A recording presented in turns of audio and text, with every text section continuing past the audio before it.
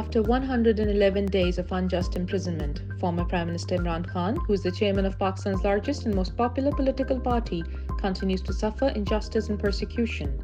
The regime in Pakistan has weaponized the legal process and criminal justice system to be used as a tool for the victimization of political opposition and dissenting voices.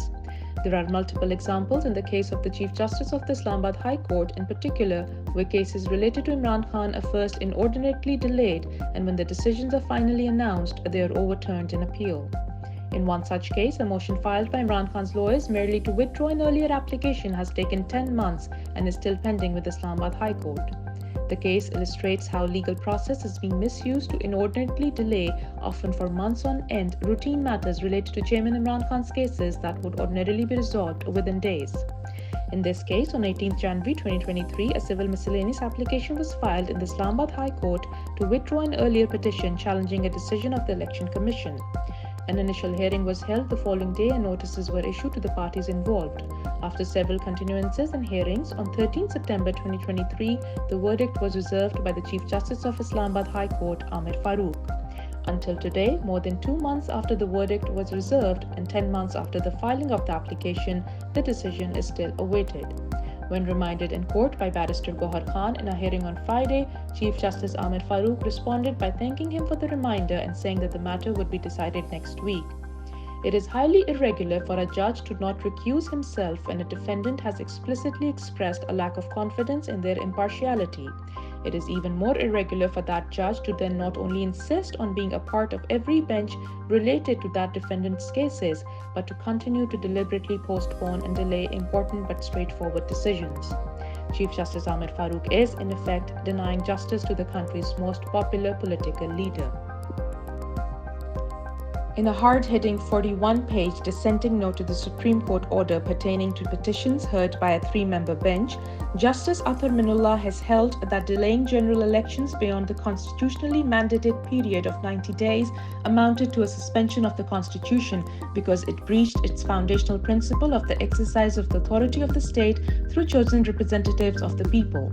In his dissenting note, Justice Minullah wrote, and quote, "Delay of a single day in holding the general elections beyond the expressly provided time frame, that is 90 days, is the most grave violation of the Constitution and denial of constitutional rights of the people," unquote.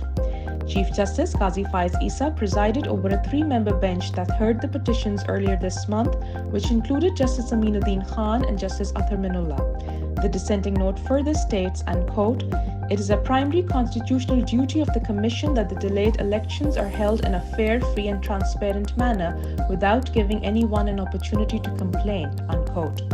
Justice Minullah said that the Election Commission of Pakistan and the President committed a constitutional violation by announcing February 8, 2024 as the election date.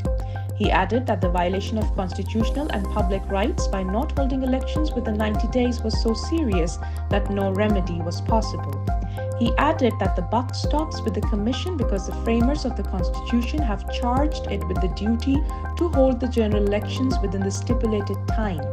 In his note, Justice Minullah writes, and quote, "No reason or excuse can condone the violation of the Constitution in holding elections. This is a strict liability duty. Violation is intolerable and an attempt to condone it is complicity," unquote. Barrister Salman Akram Raja has termed the dissenting note remarkable, adding that it had put to rest all arguments about not holding provincial elections in April 2023.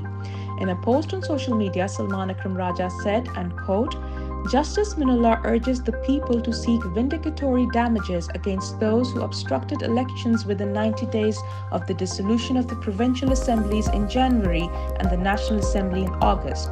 The PDM government, Election Commission of Pakistan, the President and the governors of Khyber Pakhtunkhwa and Punjab must be held accountable for defying the Constitution," unquote.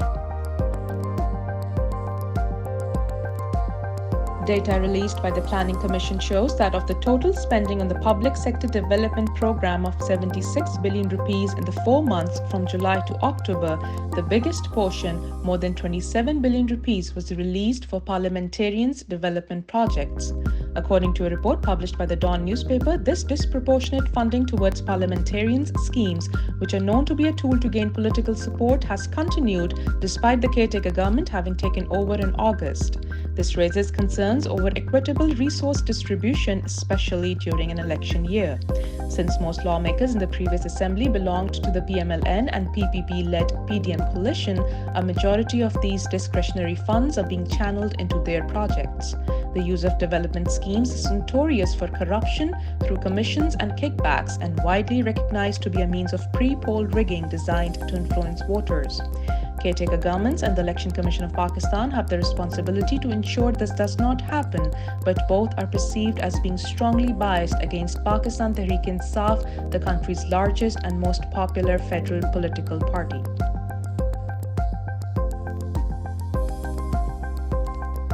Majid Al-Ansari, the spokesperson for the Foreign Ministry of Qatar, announced that a ceasefire in Gaza would start at 7 a.m. local time on Friday morning after negotiators worked out the final details of the deal. He said the two sides had exchanged lists of those to be released, and the first group of 13 women and children held by Hamas will be freed on Friday afternoon. The Israeli occupation forces will permit humanitarian aid for Palestinians to enter the occupied territory as soon as possible after that. 150 Palestinian prisoners to be released are also women and children, but it is not clear when they'll be freed. Israeli occupation forces continued airstrikes on Thursday, killing dozens in Nuseirat and Jabalia, reported the Palestinian news agency Wafa. A resident told the Associated Press news agency that his wife and several children were killed and other relatives remained buried under the rubble when an Israeli strike leveled a residential building in Nuseirat.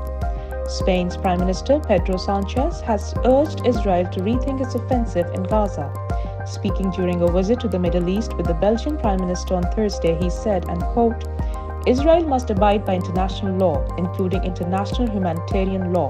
The whole world is shocked at the images that we see coming from Gaza every day. The number of Palestinians killed is truly unbearable. I believe that all civilians must be protected at all costs," unquote.